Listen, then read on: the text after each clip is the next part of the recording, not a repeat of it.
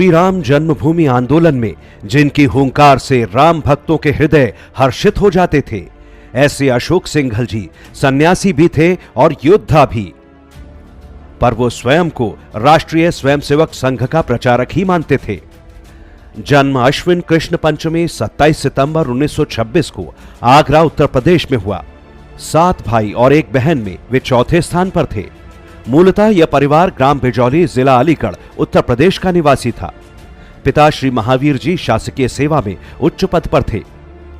घर में सन्यासी और विद्वानों के आने के कारण बचपन से ही उनमें हिंदू धर्म के प्रति प्रेम जागृत हुआ। 1942 में प्रयाग में पढ़ते समय प्रोफेसर राजेंद्र सिंह यानी रज्जू भैया ने उन्हें स्वयंसेवक बनाया। बचपन से ही उनकी रुचि शास्त्रीय गायन में रही। संघ के सैकड़ों गीतों की लय उन्होंने बनाई। उन्होंने काशी हिंदू विश्वविद्यालय से धातु विज्ञान में अभियंता की डिग्री ली। 1948 में संघ पर प्रतिबंध लगा तो माननीय अशोक सिंघल सत्याग्रह कर जेल गए। वहां से आकर फिर 1950 में वे प्रचारक बन गए। प्रचारक के नाते गोरखपुर, प्रयाग, सहारनपुर और फिर मुख्यतः कानपुर रहे।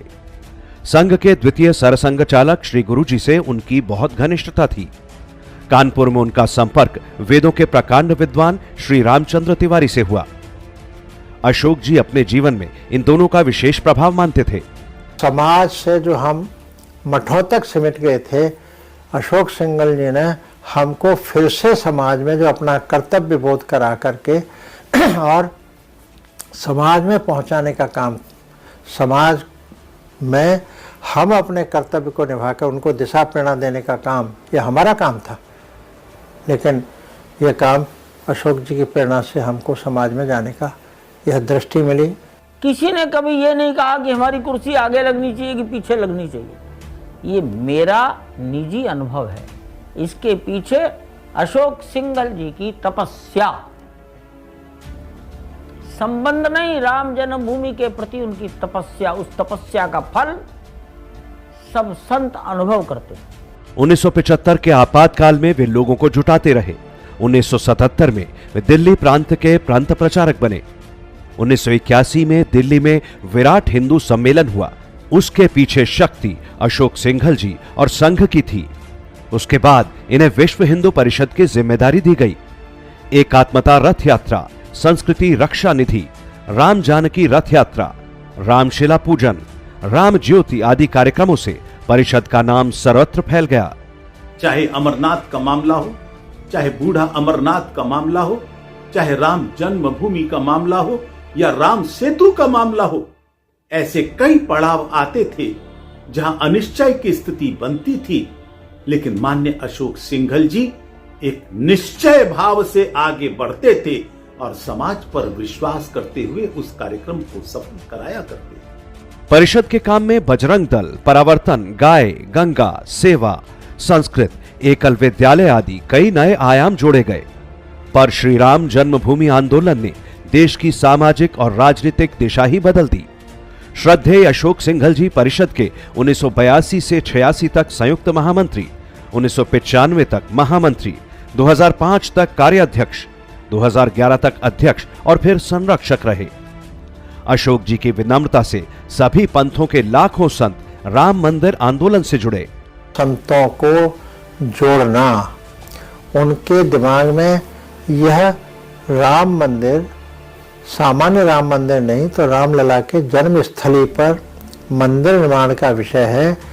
यह हिंदू के स्वाभिमान का, श्रद्धा का, आस्था का विषय है। इसलिए इसको किसी के मत पर छोड़ा नहीं जा सकता है। और आप लोग समाज में आगे जाइए, जनजागरण के लिए आगे बढ़िए और उसमें से फिर सब संप्रदायों को एक मंच पर बिठाना, ये कम नहीं है, बहुत बड़ी बात है। सब संतों को एक इकट्ठे लाना, कोई भी समुदाय, जैन समुदाय, सिख समुदाय, बौद्ध समुदाय और जो भी समुदाय थे अपने जन धर्म के, उन सबको एक मंच पे लाना और एक कल्पना करना, एक नव भारत, पुराना जो अपना भारतवर्ष था उसकी कल्पना जो उन्होंने दोबारा करी कि हम क्यों नहीं विश्व विख्यात भारतवर्ष दोबारा से बन सकता है। वो जो कल्पना थी उनकी, वो बहुत दूरदर्शिता की थी। श्री राम जन्मभूमि के समूचे आंदोलन में कई बार उनके अयोध्या पहुंचने पर प्रतिबंध लगाए गए, पर वो हर बार प्रशासन को चकमा देकर वहां पहुंच जाते थे। श्री राम जन्मभूमि आंदोलन की परिणति ही थी कि 6 दिसंबर 1992 को राम भक्तों ने उस बाबरी ढांचे को गिरा दिया। अगर कोई नाम सर्वोपरि कहा जा सकता है तो वह माननीय अशोक सिंघल जी का। उनके कुशल नेतृत्व, अदम्य साहस, दूरदृष्टि, संगठन कौशल्य, दृढ़ निश्चय, इन सब का ही परिणाम था कि आज यह आंदोलन निर्णायक स्थिति पर पहुंच सका है। और अशोक जी के मन में यह था कि एक समय आएगा जब अयोध्या से आवाज उठेगी तो पूरे विश्व को सुनना पड़ेगा।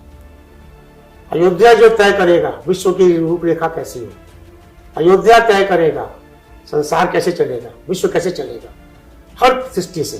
तो ये उनकी जो सोच थी ये बहुत गहरी थी। इसलिए उन्होंने ये कहा कि हम कुछ भी हो जाए अपनी जन्मभूमि नहीं छोड़ेंगे, हम अपनी संस्कृति नहीं छोड़ेंगे, अपनी जमीन नहीं छोड़ेंगे, अपना वजूद नहीं छोड़ेंगे।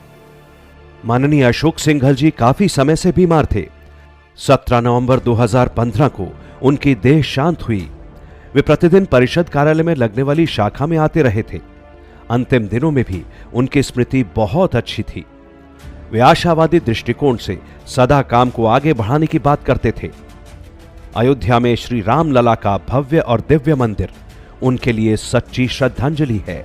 1990 में जब कुछ भी किसी को दूर दूर तक सोच भी नहीं था कि क्या होगा, कोर्ट क्या करेगा और क्या करेगा, लेकिन इसके बाद भी सोमपुरा अहमदाबाद उनसे मंदिर का प्रारूप तैयार करवाना, उस प्रारूप के आधार पर पत्थरों की तराशी कराना, कटाई छटाई, और वो सब लोग पूछते थे अरे कभी तो समय आएगा, जब समय आएगा तो ये पत्थर वही मंदिर के काम में आएंगे। और आज हम देखते हैं कि ये जो 2 साल में मंदिर तैयार हो रहा है तो वो जो 90 से तराशने वाले पत्थर वही सब काम आ रहे हैं। अशोक जी हमारे बीच में नहीं है, लेकिन उनके गुण, उनकी स्मृतियां, ये सब हमारी यादों में शेष हैं। और राम जन्मभूमि पर भव्य मंदिर का निर्माण, यह माननीय अशोक जी के प्रति भी हिंदू समाज की सच्ची श्रद्धांजलि।